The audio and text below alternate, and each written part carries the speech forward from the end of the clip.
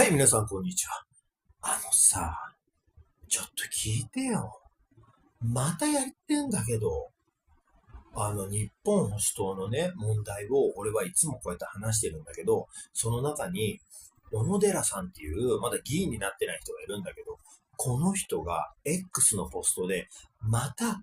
カレーにまつわるポストをして、当てこすり出してるわけよ。で、それは俺は、もう、ネットリンチとかいじめにつながると思ってるから、そういうのをね、だからやめてっていう動画をメインチャンネルで配信してるから、ぜひ、ネットリンチ、そしていじめ問題、大人の陰湿ないじめ問題とかに興味がある人は、概要欄から、メインのチャンネルに行って、私のその動画を短くしようと思ったんだけど、結局20分くらい喋っちゃってるんだけど、結構いい話してると思うから、興味のある人はそっち見て。バイバイ。